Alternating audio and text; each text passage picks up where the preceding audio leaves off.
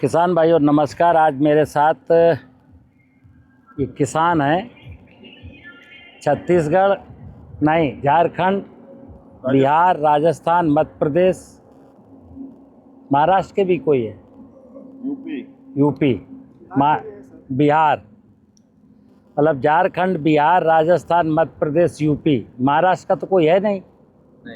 नहीं।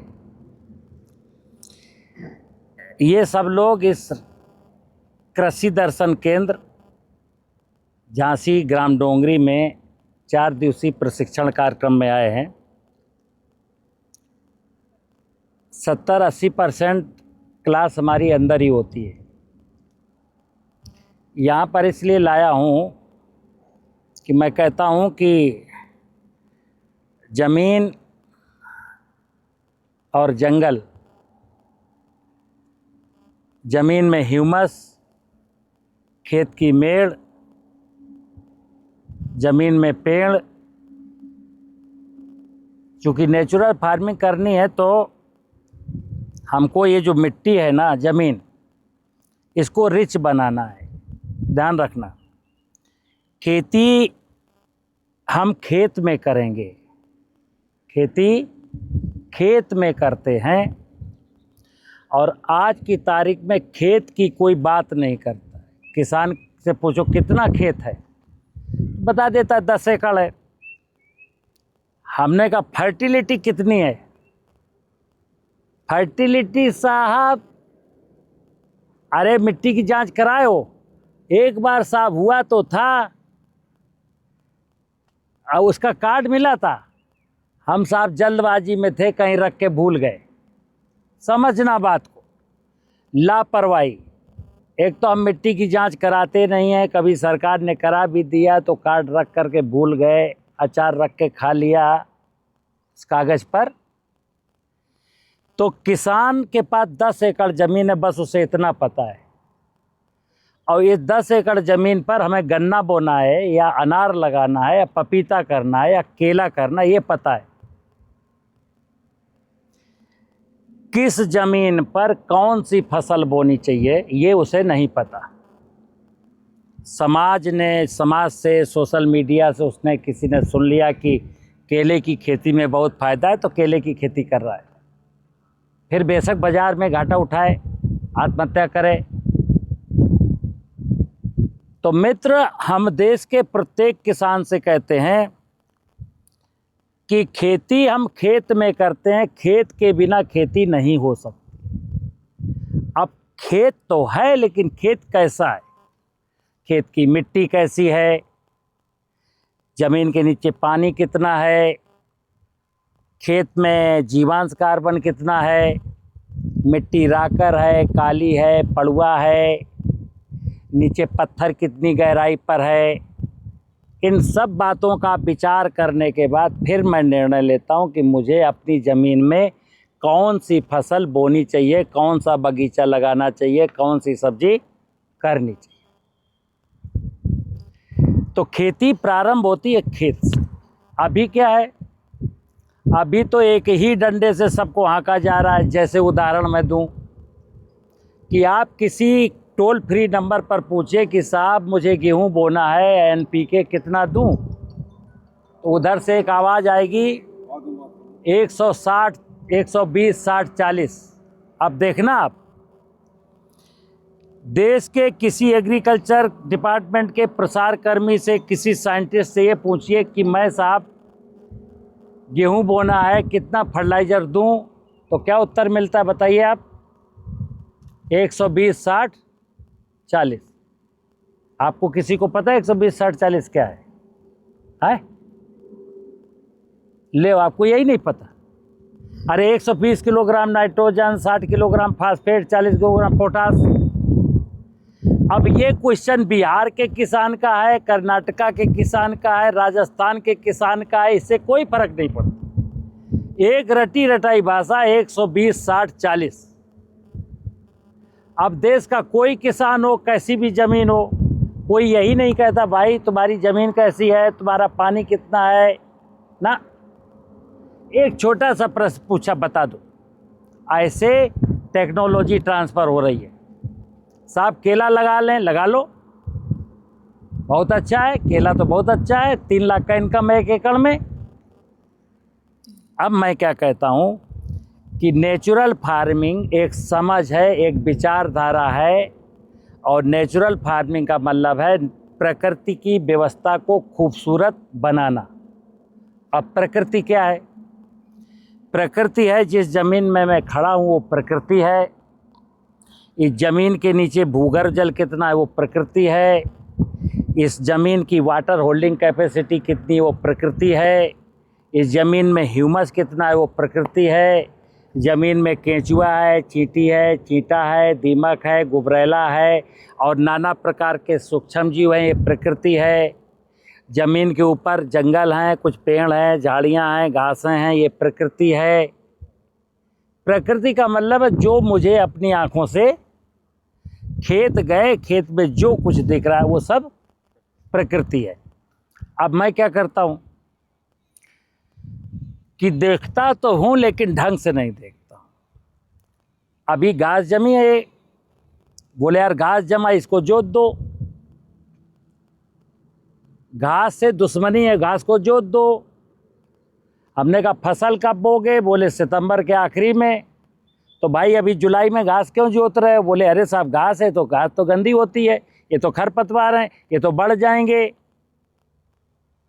अब समझना, ये खरपतवार जितने जम गए हैं, ये इनके जब बीज बन जाएंगे, बीज खेत में गिर जाएंगे, तब ये बढ़ेंगे। तो अभी तो सितंबर में तुम जोतते तो सितंबर में तो बीज बन नहीं रहे तो बढ़ कैसे जाएंगे? हाँ, इनकी हाइट बढ़ जाएगी, और हाइट बढ़ जाएगी, फिर मैं जोत के गिरा दूंगा तो ज़मीन को कार्बन मिल जाएगा। तो मैंने नेचुरल फार्मिंग में बताया, प्राकृतिक खेती में बताया कि सबसे पहला विषय है कैसे हम अपनी ज़मीन में जीवांश कार्बन की मात्रा को बढ़ाएं। कैसे? तो कार्बन बनता है कार्बनिक पदार्थ से। अब पिछले साल मान लो मैं यहाँ गेहूँ बोया था, और गेहूँ बोने के बाद गेहूँ की हार्वेस्टिंग कराता और उस फसल अवशेष पर आग लगा देता। फिर अब खरीफ आया, खरीफ में घास जमी, घास को जोत के पलट दिया। फिर इसमें मूंगफली बोया, फिर मूंगफली की वहाँ थ्रेसिंग किया, वो जो बचा हुआ अवशेष था उसको आग लगा दिया। और 1 बोरी यूरिया, 1 बोरी डीएपी, 1 बोरी यूरिया, 1 बोरी डीएपी, फिर बीटीसाइड की दवा डालो, फिर बीमारी की दवा डालो, फिर कीड़ा की दवा डालो। ये क्या रासायनिक खेती? रासायनिक खेती करते करते हमारी ज़मीन में जो ह्यूमस की मात्रा 1% होनी चाहिए वो घट करके रह गई 0.3। कितनी? अंदर आपको बताया ना, होनी चाहिए 1 और रह गई 0.3। अब ऐसे में नीतियां कहती हैं किसान भाइयों, बढ़ती हुई आबादी को भरपेट भोजन खिलाने के लिए पैदावार बढ़ाइए। यानी क्या? इसके पीछे का मकसद क्या है? हमारा यूरिया, डीएपी, पोटास ज़्यादा ले जाइए, फंजीसाइड, इंसेक्टिसाइड, वीडिसाइड ज़्यादा ले जाइए, कृषि यंत्र खरीदिए, बोरिंग कराइए, ज़मीन के नीचे का पानी लूटिए, धरती को बंजर बनाइए, जीव जंतुओं को मारिए, और बाद में तुम कर्ज में डूब के खुद मर जाना। देश में 15 से 20 हज़ार किसान हर साल आत्महत्या करते हैं। कुछ खबरें हैं, कुछ खबरें नहीं हैं। एक किसान, 3 एकड़ का किसान आत्महत्या क्यों कर लिया? सोचो कभी। क्योंकि लागत इतनी ज़्यादा हो गई आधुनिक कृषि में कि उसके अनुसार उसको फ़ायदा है ना, कर्ज में डूब गए। और जिसको ज़्यादा कर्जा हो गया, कर्जा बैंक का कर्जा था तो कभी कभी सरकार ने माफ़ कर दिया, साहूकार का कर्जा था तो सुसाइड कर लिया। चलिए, मैं इसलिए लाया हूँ कि देखो एग्रो फॉरेस्ट्री है, खेत पर पेड़ है, आंवले का आर्चर्ड लगा है, खेत की मेड़ बनी है। हमारी इस ज़मीन में पिछले 13 सालों से एक भी यूरिया, डीएपी का दाना नहीं आया। अभी आप लोग पूछ रहे थे मूंगफली बोई है, घास क्यों नहीं मारी? मैंने कहा मैं मारूंगा ही नहीं। कुछ दिन बीतेगा, मूंगफली का पौधा साफ साफ चमकेगा, घास साफ साफ चमकेगी। जो घास मूंगफली के पौधे के ऊपर होगी उसको उखड़वा के वहीं डलवा दूंगा, जो नीचे बनी होंगी बनी रहे। मूंगफली का पौधा इतना बड़ा है, घास इतनी बड़ी है, जो मूंगफली के पौधे के नीचे की घास है वो मूंगफली को सपोर्ट कर रही है, धरती को भी सपोर्ट कर रही है, पानी को भी सपोर्ट कर रही है, और मूंगफली के साथ भी मिल करके कुछ अच्छा खेल खेल रही है।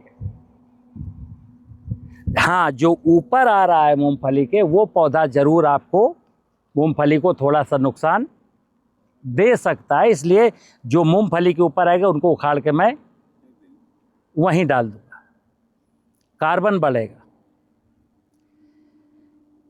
जीवांश कार्बन की मात्रा बढ़ानी है, और जीवांश का मतलब है जीवामृत डालिए, और कार्बन का मतलब है कार्बनिक पदार्थ यानी फसलों के अवशेष डालिए या खरपतवारों को मत मारिए। बस बाहर से ला करके डालने की कोई ज़रूरत। मैं किसानों को कहता हूँ 1 रुपया नेचुरल फार्मिंग में 1 रुपया भी बाजार जाना नहीं चाहिए। जब किसान ये संकल्प लेगा तब वो फायदे में आएगा। और अभी गेहूं बेचा था 1 लाख का, फिर आप मूंगफली के लिए, धान के लिए फिर यूरिया खरीदने, फंजीसाइड खरीदने, रोटावेटर खरीदने चल दिए, तो क्या होगा? जो पैसा आया था फिर बाजार आप दे आए। तो यही चल रहा है, कमाइए फिर बाजार, कमाइए फिर बाजार, कमाइए फिर बाजार। तो नेचुरल फार्मिंग के ऑब्जेक्ट क्या हैं कि जो खेती में उत्पादन की लागत बढ़ गई है उस उत्पादन लागत को कम करना, जो भोजन खाने योग्य नहीं है, जिसमें बीमारियां हैं, उस भोजन को भोजन की दशा में लाना, बीमारियों को ख़त्म करना, बच्चों के लिए फर्टाइल ज़मीन छोड़ के जाना, बच्चों के लिए भूगर्भ जल का पानी, नीचे का पानी छोड़ के जाना, और कर्ज से मुक्ति पाना। ये प्राकृतिक खेती का उद्देश्य है। क्या? उत्पादन लागत को कम करना, भोजन को शुद्ध बनाना, स्वादिष्ट बनाना, बच्चों का फ्यूचर उज्जवल बनाना, और इसके लिए हमें ज़मीन को जिंदा करना है। देखो, ये धरती माँ है, ये क्या है? अनादिकाल से इसी ने पाला। अब जैसे आप लोगों के कितने ढेर सारे प्रश्न थे, कीड़े का, निमेटोड्स का, इसका उसका, फर्टिलाइज़र का, फसल के बढ़ने का। मैं एक सवाल पूछ रहा हूँ, ये मनुष्य इस धरती पर 60 साल पहले पैदा हुआ क्या? मनुष्य लाखों साल से। और ये फर्टिलाइज़र और पेस्टिसाइड और ये आधुनिक तकनीकियाँ कब से हैं? हमारे देश में तो केवल 60 साल से हैं। 60 साल पहले लोग क्या करते थे? सुनना, जब हमारे पापा जी या बाबा जी इस खेत को एक बार जोत करके जौ और चना बो देते थे, बिना पलेवा के, बिना फर्टिलाइज़र के, बिना बीमारी के, बिना कीड़ा के, मतलब घर का ज़मीन, घर का बीज, घर का बैल, कोई सिंचाई नहीं, कोई फर्टिलाइज़र नहीं, तब फिर उनके पास पैसा था और चेहरे में मुस्कान थी। अब क्या है? अब फर्टिलाइज़र बाहर से, बीज बाहर से, पेस्टिसाइड बाहर से, ट्रैक्टर किराए का, पानी किराए का। ऐसा क्यों है? अंदर मैंने बताया कि 17वीं शताब्दी में जब भारत सोने की चिड़िया था, भारत दुनिया की सबसे बड़ी अर्थव्यवस्था था, तब हमारी इसी ज़मीन में ऑर्गेनिक कार्बन था 1% से ज़्यादा। कितना? 1%। जैसे जंगलों में जाएंगे तो आज भी 2% से ज़्यादा है। जब मैं आज़ाद हुआ 1950 के दशक में, हमारी इसी खेत में जीवांश कार्बन था 0.6%। तो 50 साल पहले पूरे देश में कहीं कोई बोरिंग थी क्या? लेकिन खेती नहीं होती थी क्या? यानी कि वर्षा के सीजन में जब वर्षा निकल गई तो 0.6% जब इसमें कार्बन की वैल्यू थी, तो इस ज़मीन की वाटर होल्डिंग कैपेसिटी इतनी खूबसूरत थी कि अक्टूबर के महीने में भी नमी बनी रहती थी। आप खेत को जोतिए, चना मटर मसूर बो दीजिए, जम जाएगा, और नमी अभी फरवरी मार्च तक रहेगी, और बिना सिंचाई के कट जाएगा। फर्टिल जीवांश कार्बन 0.6 है, तो चना मटर मसूर राई अलसी में कोई खाद की भी ज़रूरत नहीं है, और ना कोई बीमारी लगती है, क्योंकि इसमें ज़मीन में लाभदायक जीवाणु थे। आज क्या है? आज जीवांश कार्बन घट के रह गया 0.6 से 0.3। अब मिट्टी की जांच में तो लिख के आता जीवांश कार्बन, लेकिन हकीकत क्या है? कार्बन का वैल्यू है, जीवांश तो है ही नहीं। क्योंकि जीवांश बनेगा मरे हुए जीवों के अंश से, और जीव तो तुमने पेस्टिसाइड डाल के मारी डाले, तो जीवांश नहीं एग्जैक्टली, अब क्या सिर्फ कार्बन।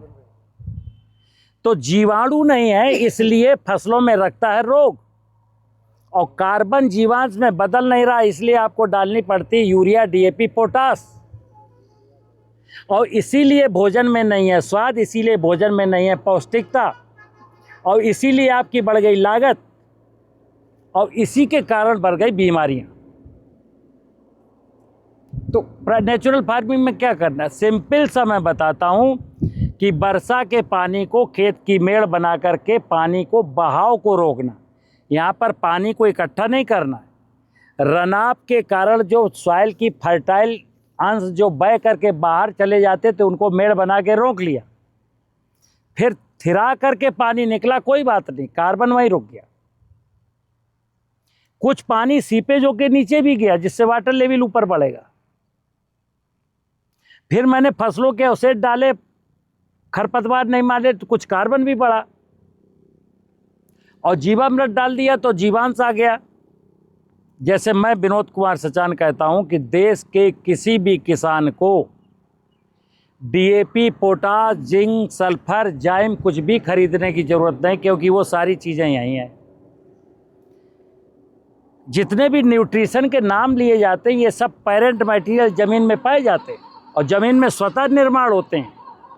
बस ज़मीन की बायोलॉजिकल प्रॉपर्टीज अच्छी बनी रहें, यानी कि ज़मीन जिंदा बनी रहे, यानी कि चींटी, चीटा, केचुआ, दीमक, गुबरैला और माइक्रो ऑर्गेनिज्म बने रहें।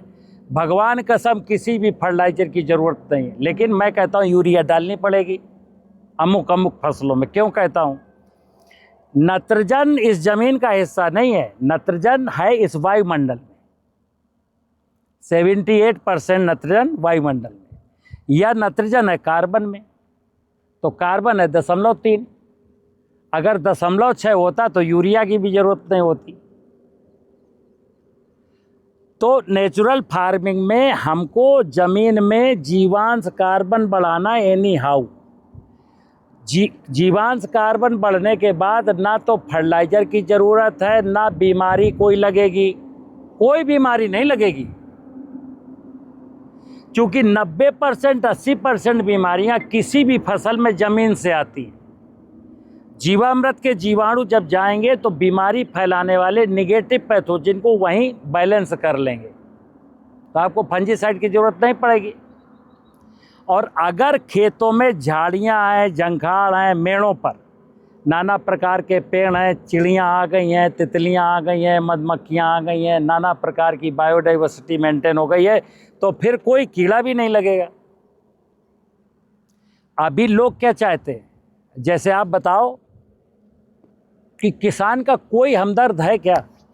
नहीं होगा, है कोई नहीं। नहीं, एक का नाम बताओ जो आप, जहां आपको लगता हो कि ये व्यक्ति मेरा हमदर्द है।